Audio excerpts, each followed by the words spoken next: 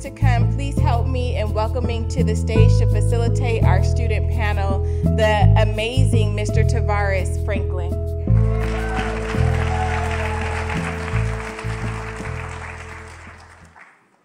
Thank you, Shakira.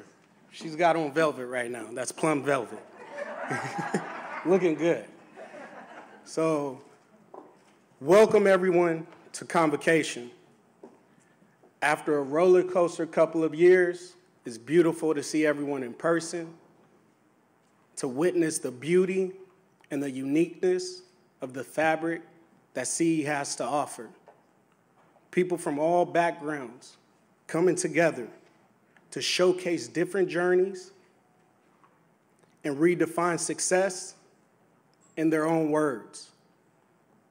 I know firsthand, being the outreach coordinator for San Diego College of Continuing Education, that's the name, the magic that happens here when we invest in the vision each student has for themselves. Sometimes that vision can be cloudy. Sometimes it can be limited because the challenges that our students face, the trauma that they endure, and the barriers that they must overcome to do the seemingly impossible. But I see it every day because individuals just like you, and an institution just like CE, afforded me the opportunity to be successful. When I stepped foot at City College, I had one goal, and that was to be successful.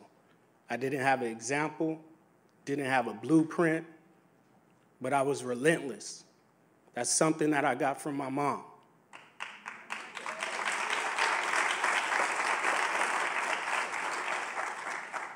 So when you look at me, you cannot tell that I'm the first in my family to go to college, to graduate. You cannot tell that I am less than 1% of former foster youth to obtain a bachelor's degree.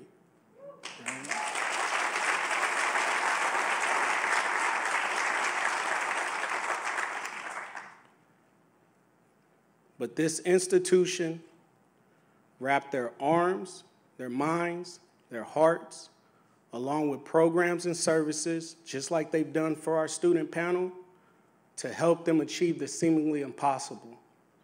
Much of my success in my journey I attribute to people just like you that helped me and provided me with resources, reminded me who I was, what I was capable of, and helped me to further that vision of my dream. So I stand before you, a proud black man, a black masterpiece.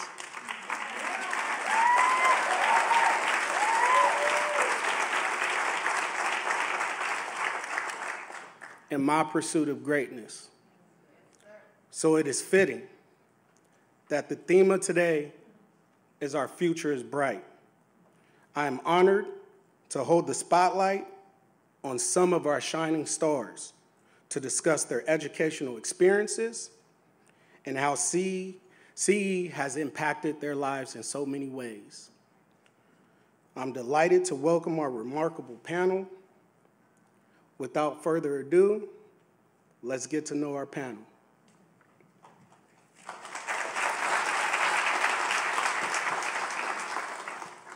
So Sarah, I see you took that first seat, huh? They made me. All right. So tell us your name, which I already said it, why you decided to attend the College of Continuing Education, what program or programs were you enrolled in, and what field are you in now? Okay. Hi, I'm Sarah McKee, and I just finished the welding program.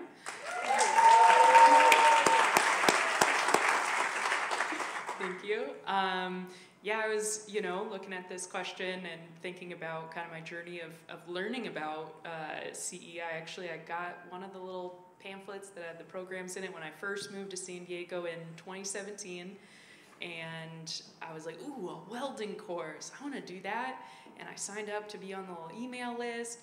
And every time it came up, I couldn't do it. I was busy, I was working, it just didn't fit with my schedule. And then COVID happened. And all of a sudden, I could do it. They were still offering the program. And so even though the first 4 months was online, doing book learning and learning about math for welders and print reading, we stuck it out and got to be the first group back on campus to learn welding. And I'm so grateful that I stuck it out and had learned about this program. And yeah, I work in a fabricator shop right now, so I do some welding, some woodwork, and yeah, that's my story.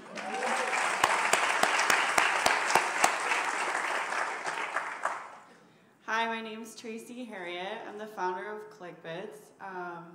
I am so overwhelmed with how amazing the teachers were through my entrepreneurial journey. I took the fashion construction program and a couple other programs, some of the entrepreneurial type courses over at the clothing and textiles courses. I really have been impacted by CE so much because I was able to take the skills and directly apply them to my business. And exciting news is that I have taught over 200 young people between the ages of 8 and 16 how to sew this summer. Whoa, what?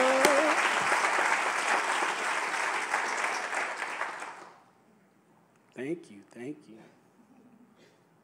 And the plug for the business, too? I like that.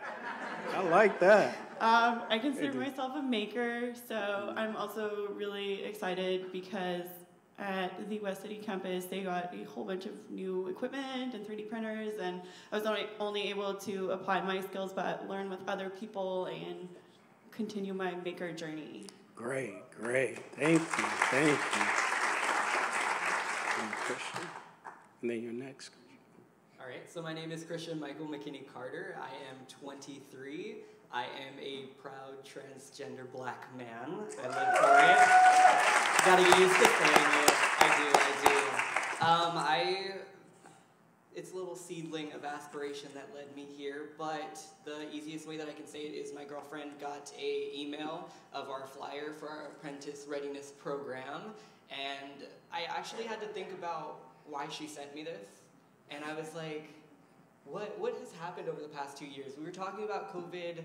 I've worked for AMC for the past 5 years, and I had slowly started to rebuild my childhood home, and I was like, okay, this is what I want to do. And when she looked at the apprentice readiness program flyer, she saw carpenters, and I was like, she's like, that's already what you're doing. And I'm like, okay, let's do it. I have a full-time job right now, and this is like a week away from this apprentice readiness program to start, and I'm like, I'm gonna jump on this opportunity that you guys have for us, and I appreciate each and every one of you guys for making it possible. Of course, I appreciate it. And throughout this apprentice readiness program, I started to fully dedicate myself and be like, hey, this is what you want to do in life. This is what you want to apply to be able to not only help yourself, but also others in life. So where I'm at right now, still at AMC, I don't want to say unfortunately because I do love the job, but this program has taught me like, hey, there's a career out there for you that you knew about, but you did not know about. And this readiness program has truly showed me that I can have a career in life. And so what I'm getting to is that AMC, I transitioned into the facilities maintenance manager position recently. Woo woo! Yes, yes, thank you, Lewis.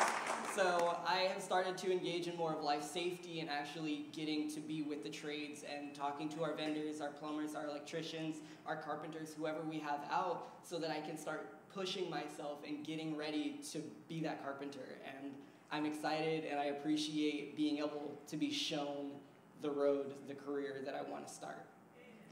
Thank you.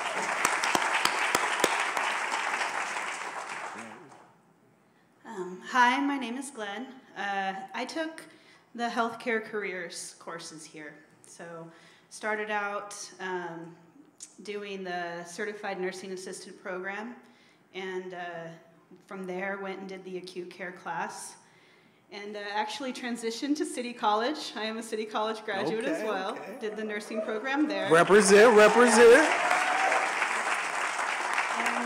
I am proud to say that I just this month finished my first year as a registered nurse.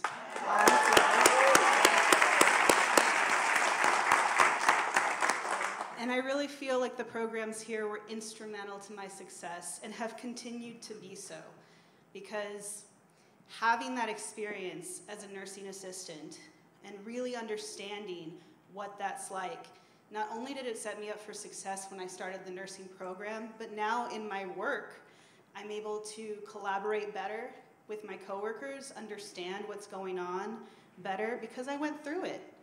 And the diversity that this program has also set me up to understand not just my coworkers better, but the people that I interact with. Because everyone that comes in, they're from the community. They are from this city. And being able to be in such a diverse program has really been instrumental to my practice. It really has.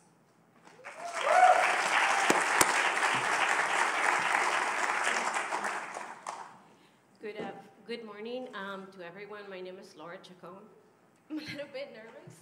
And actually, you got this, though. You got this. Emotional in a way because I'm in front of faculty, professors, and I would like to mention that I am a beginner student.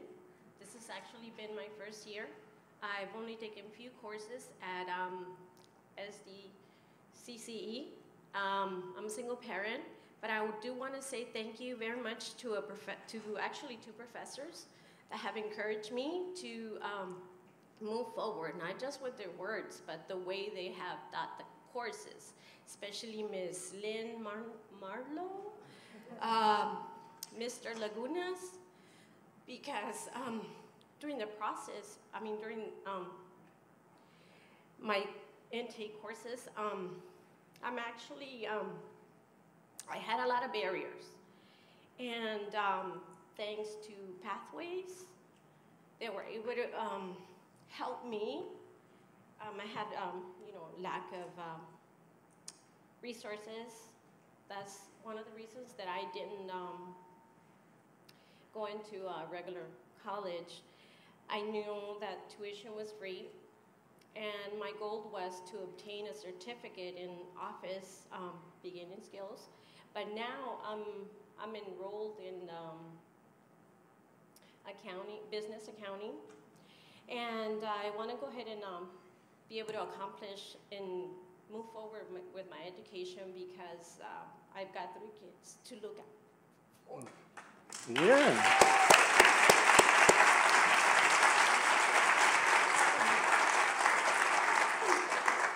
I know, I just want to say that, where there's a will, there is a way, because as a single mom, I don't have a stable place, but yet I was able to manage. That's why Mr. Laguna had a lot of motivation. I was motivated in his class because that class gave me the confidence, the enthusiasm, the power. It empowered me that I was completing the courses even though I had so much on my plate.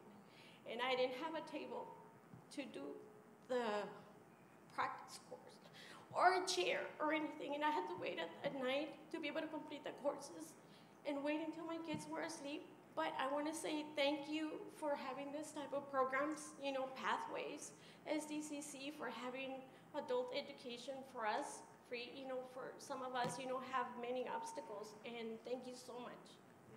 Thank you, Laura. Thank you.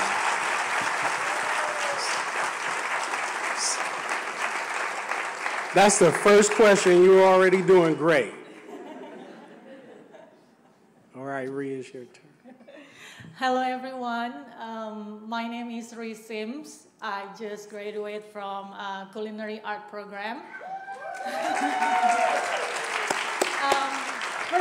First of all, I want to say thank you so very much for everyone, for all my chef. I call my teacher, my professor is a chef, for all the dean and everybody that been supporting me for the whole learning program. I actually knowing SDCC from long time ago. My husband is San Diegan. He born and raised here. He even long time ago already went to the SDCCE. And then I actually start going to the class is actually for the citizenship class in Mesa College. And I also went to the English second language at the Mid-City campus. So I went everywhere. The reason being is just because I knew San Diego, the school, have this program that's very good, and for me, in general, education is always important, regardless how old you are. It's always important for me. And now I'm having my own restaurant.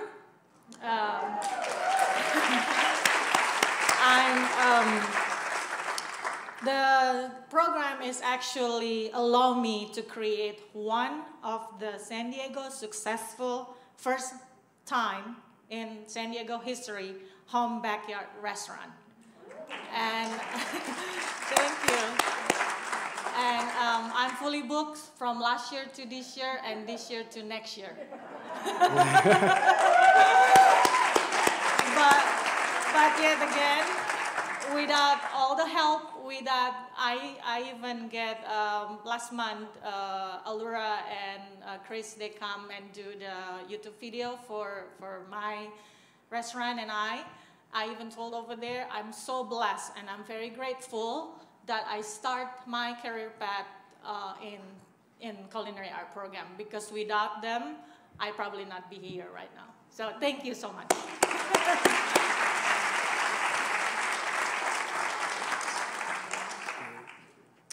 I'm thrilled to hear about the incredible support you all received at CE, provided to help you to all overcome your barriers. With that in mind, we continue to be an institution that strives to continue to learn and understand student needs. Do you have any recommendations for how this institution can be better to support student needs? I'll start with you, Sarah. We actually talked about this a little bit in my course in welding. It's 6 different courses, and so I was in the program for 2 years. We started with a cohort of 29 students. We'd lose some people, we'd get new people on different courses, and just kind of discussing how we could get more people to stick it out through the entire program. And I know one of the biggest things that encouraged me and some of my classmates to finish was the fact that we worked so hard to kind of create our own little community and keep each other accountable.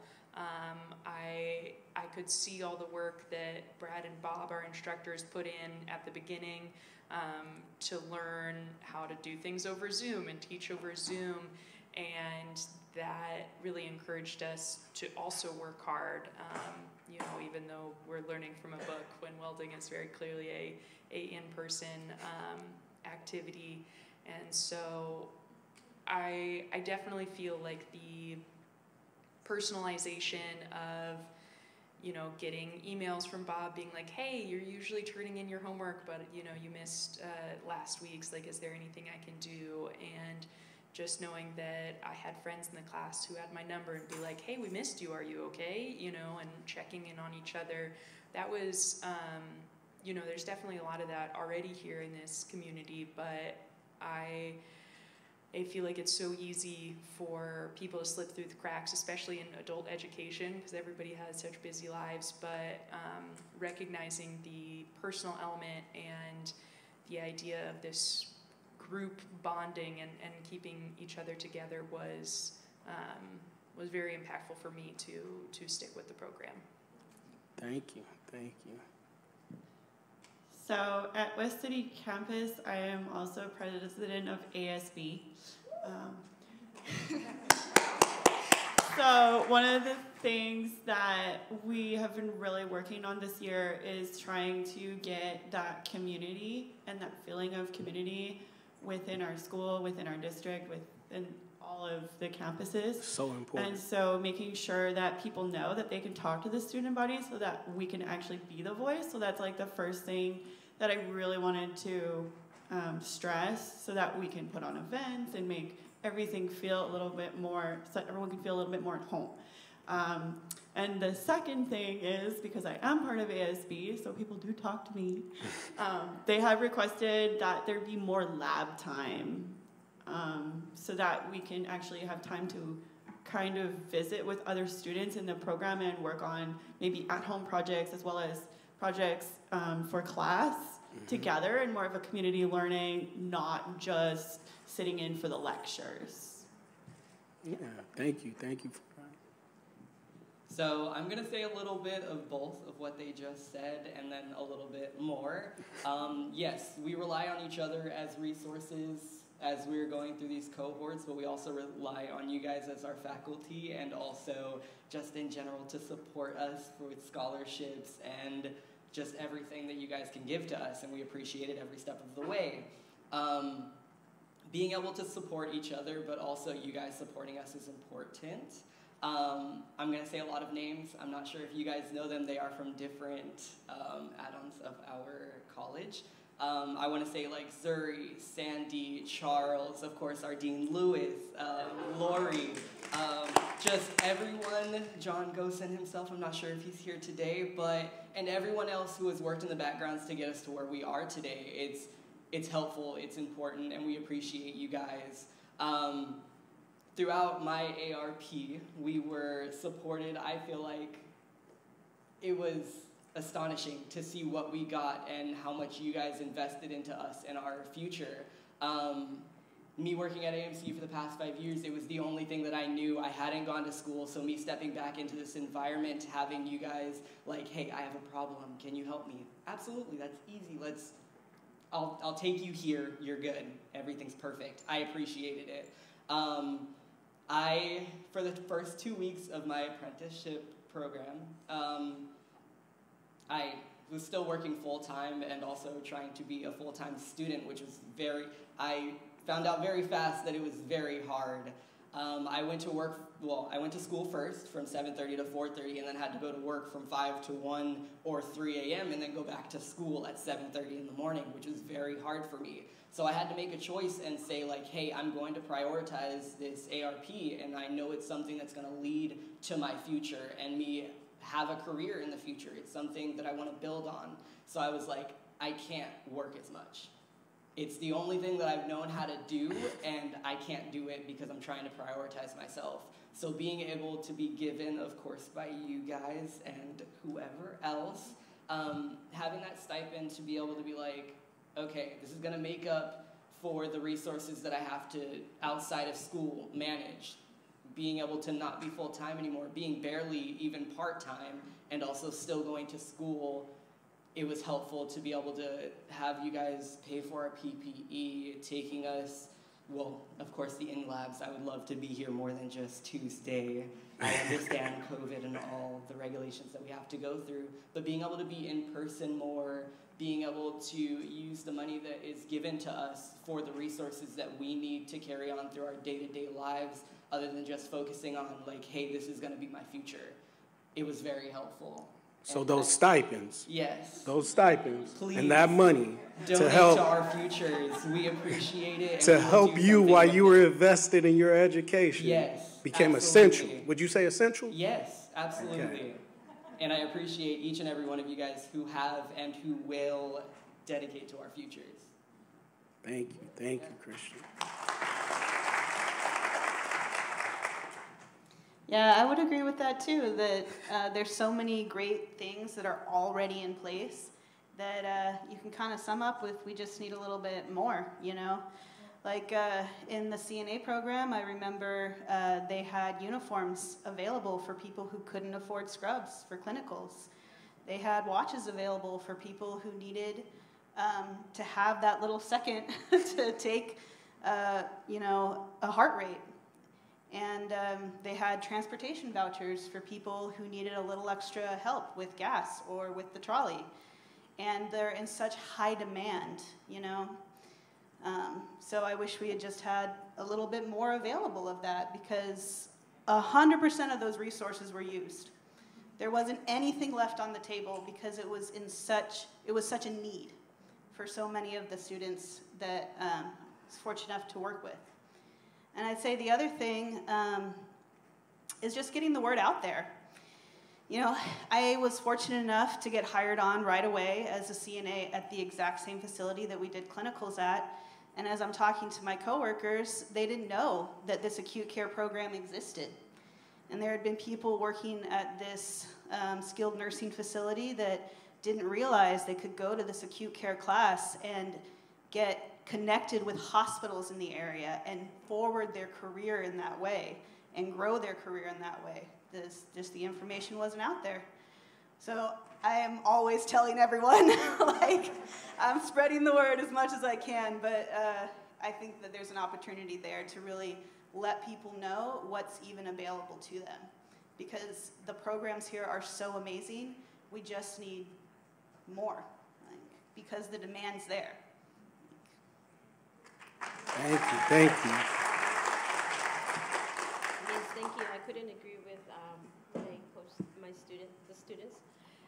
Also, I wanted to emphasize, yeah, there is a need of for computers, especially, you know, because during the time that I was taking the course, my computer crashed like 2 or 3 times. Like, I had to come into the office and see if there was one available while waiting for it. Couldn't complete the assignment, had to run around to a public library or anywhere else that would have the resources to use. But sometimes we don't have the time to go to a public library, and by the time you get there and you have to do other things, you know, things that we have to take care of as parents and as students. So if the help is out there, to please, you know, donate at least, you know, more technology, internet, and also for the professors, sometimes, you know, please be a little patient with us. You know we are committed. Once we took the courses, we are, you know, but there's also barriers that we do encounter, you know, running around, the internet not working, being disconnected, or like the computers, you know, not, you know. So would you say a little bit more patience and grace for you yes, and understanding? Yes, thank you, Okay. yes. And just one word, a little bit of encouragement from you guys, you know, Thank go back to the elementary school years, maybe, you know, hey, you're doing a good job or nice work. That could motivate us not to leave the courses, or, you know, say, you know, I give up, or maybe we had a bad day that day, but like your word could say, a nice work, and then we say, oh, you know, I could do this. It helps. You know, I'm gonna go back and complete. So that's basically. Thank you, Lori. And then Rhea, could you give us just one thing before we wrap up the student panel and the recommendation that you have? So I think it's more likely is about the promoting how to enroll, more information out there, like even, you know, get advertising or something like that. Because, for example, when I have my video up, I post it as well on my social media page for my restaurant. Everybody texts me and actually call me and asking how to enroll that. And, you know, if we can, or the school faculty can make more advertising, then it will be more student that you can So reach. make the enrollment process more user-friendly, like more information. Okay. You know, because like you gotta imagine that people probably not speaking, like a lot of immigrants, they don't know how to, do it if there's no information whatsoever about it, Well, thank you, Ree, and thank you to all of our panelists. You are all shining examples of what happens when we invest in our future, right? So with these words to lead you into the next session, we encourage you to continue to learn, continue to hear, continue to feel, but most importantly, continue to find ways to do more. Find the things that move you to be the beacon of light in the classroom and in the community. Thank you all.